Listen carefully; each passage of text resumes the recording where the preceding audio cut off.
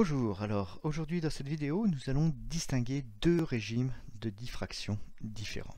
On est maintenant plus habitué à exprimer les résultats de la diffraction et on va voir qu'il y a deux comportements différents qui vont pouvoir être différenciés. Le comportement qu'on va appeler de Fresnel et le comportement de Fraunhofer. Alors reprenons ce que nous avons pu voir.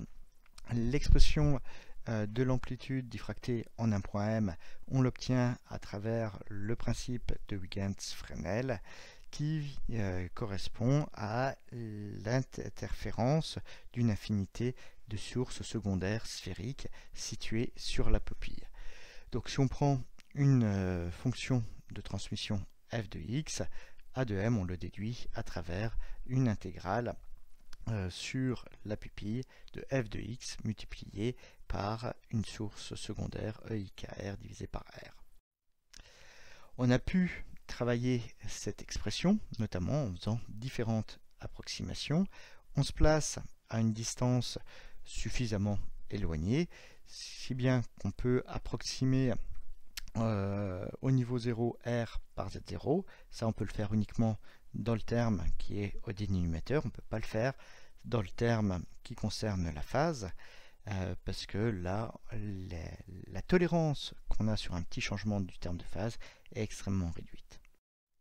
Donc sur le terme de phase, on avait besoin de faire un développement beaucoup plus précis. Donc là, on a fait un développement à l'ordre 1, ce qui nous a permis d'exprimer le rayon comme étant égal à Z0 plus la moitié de x' moins x au carré divisé par Z0 plus la même quantité prise pour l'évolution verticale, donc 1 demi de y' moins y divisé par Z0 au carré. Alors, cette expression, on peut développer les différents carrés qu'on a dans l'expression. Ça va nous faire, par exemple, pour les termes en x, apparaître un x' carré moins 2x' plus x au carré. Le tout, c'est divisé par Z0. Et on fait de même pour les variables suivant y. Si on groupe les différents termes, maintenant, qui sont de même nature, on voit qu'on va avoir un x' carré plus y' carré divisé par Z0 divisé par 2 qui va apparaître. Donc ça, c'est une quantité qu'on a dans le plan d'observation.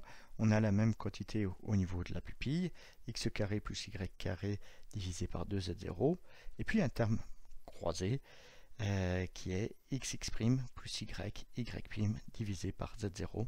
Ici, on a un signe moins devant ce terme.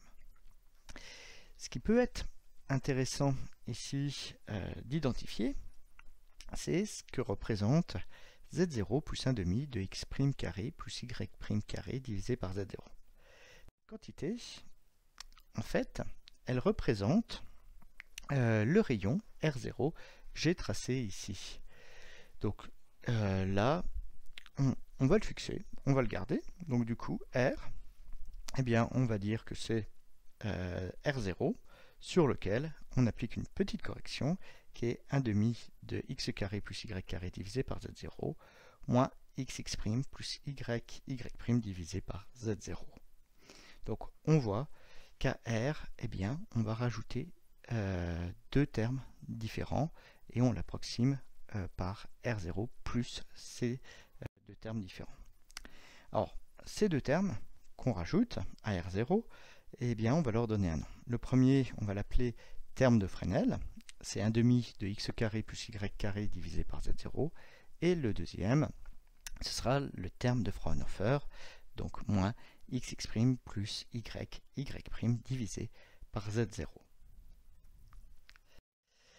Qu'est-ce qui se passe si on est très proche de la pupille? Dans ce cas-là, la figure de diffraction n'est pas forcément très grande. On peut avoir dans ce cas-là x et x' qui sont du même ordre de grandeur.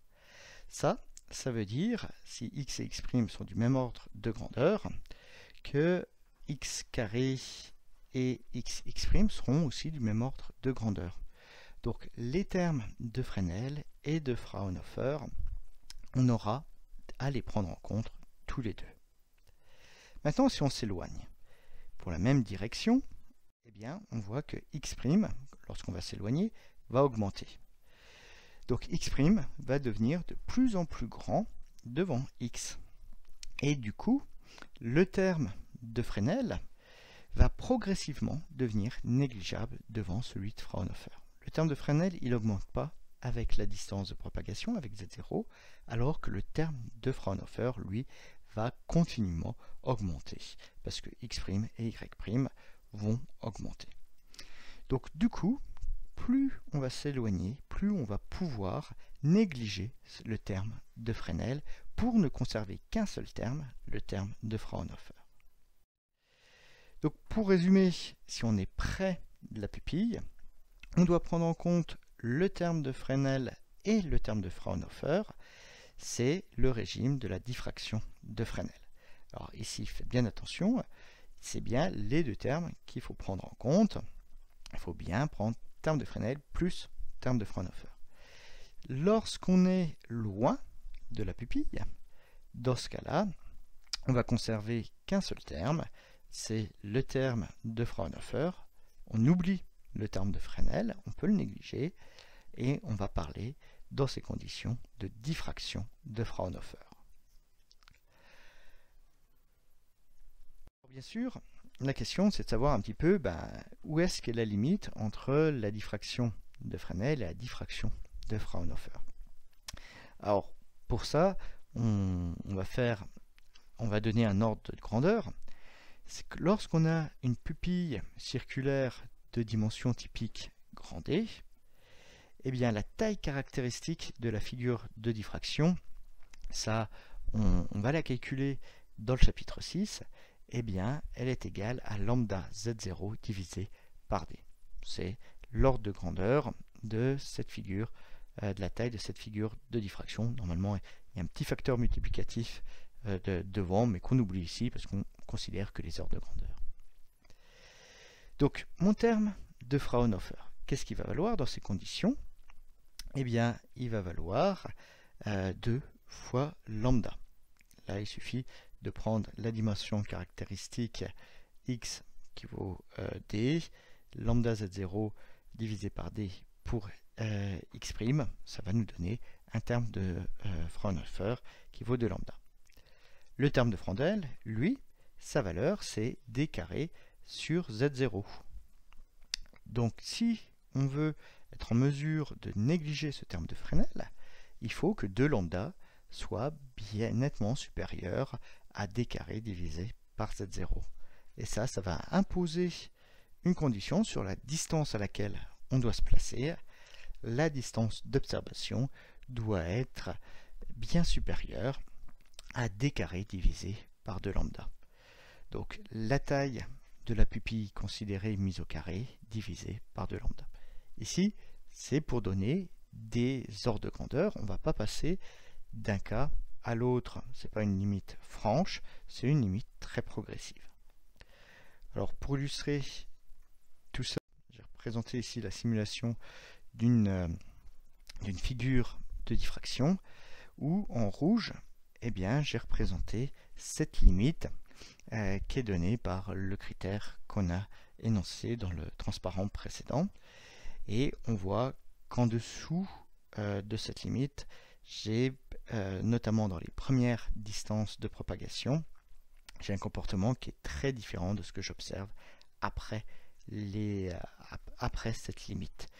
Après cette limite, on voit clairement, notamment lorsque je représente l'intensité sur une échelle logarithmique telle que l'œil l'aperçoit, on voit clairement des directions de propagation pour les faisceaux diffractés, des directions très nettes, alors que ces directions, on a beaucoup plus de mal à les distinguer clairement dans les premières étapes de la propagation.